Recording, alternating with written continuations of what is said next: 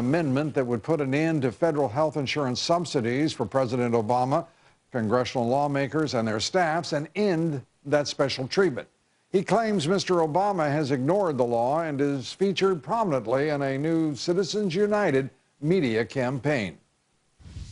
It was a backroom political deal. Barack Obama ignored the law and issued a special rule.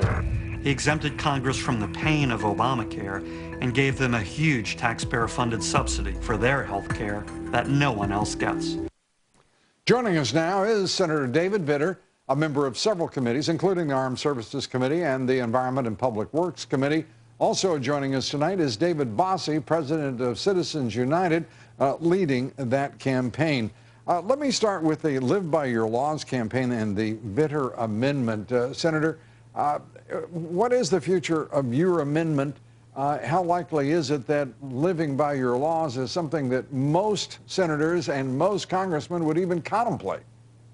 Well, Lou, I think the big difference is when I secure a vote. I'm fighting for a vote right now, and when I get an opportunity for a vote, and I will eventually, then a lot of votes will come our way. When a member has to publicly either side with America or side with Washington. So I feel good about our ultimate chances, but the first step is fighting for that vote. Well, not to get too into the weeds on Senate parliamentary procedure and rules, are you going to be able to move this vote to the point where you will actually have both a vote and an amendment that could succeed? I think we'll eventually get there. It may take a couple of tries. Right now, this week, I'm trying to get a related vote on a bill about drug compounding. Next week is a National Defense Authorization Act. Both of those are key opportunities for related votes, and I hope to have a related vote at least to make sure there's complete public access to information about how different members treat their staffs, who's going to the exchange, who is not. That would be a key first step. Everybody goes to the exchange? No one gets a subsidy? Under this bogus illegal rule from the Obama administration, some folks don't even have to go to the exchange at all, and that's a part of this debate, and so that's why I want full disclosure about how Congress is handling the law. As I was saying, David Bossie, I mean, the idea that everyone would have to go into the exchange on Capitol Hill and over at 1600 Pennsylvania and do so without subsidies. I mean, that would be radical to most of the people on Capitol Hill and the president's staff listening to your voices here tonight. Well, look, Lou, I think you're 100% right. There should be full accountability, and the senator's being modest because he was offered, I believe, last week for an opportunity to have a vote up or down on his bill, but when he lost, he would have to agree not to bring it back up. And he stood tall and he said, no way. And we're counting on, and we hope that people will go to livebyyourlaws.com, sign a petition to support Senator Vitter's effort here to make Congress have to live by the laws they pass on everyone else.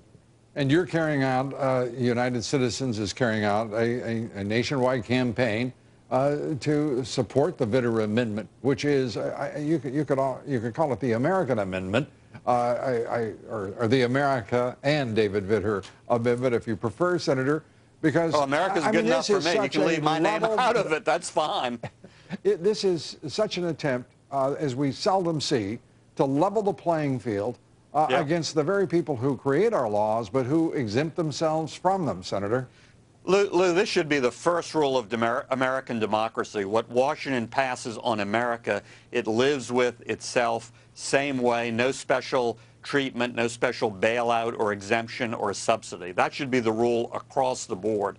And Lou, it's important for two reasons. First of all, just basic fairness.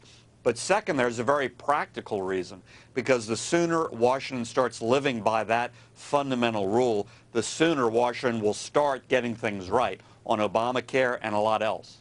Yeah, I think you're right, Senator. And David, as you begin this campaign to live by your laws, I imagine you're going to get significant pushback from members of both parties, because there is a high level of comfort there, as you well know, in Washington, with the prerogatives and privileges of exemption. I was at someone's home the other evening, and one of the someone there was a staff member on the Hill, gave me an earful about how dare I, a Republican I might add, how dare I support the Vitter Amendment and why are we doing this? And I say, well, look, you know, Congress is at, I believe Rasmussen has him at 9% in the polls approval rating. As of today. And I say, as of today, and you're really trying to go lower. Yeah, you're trying to go lower because you're not with the American people on this. This is wrong. It's wrong-headed.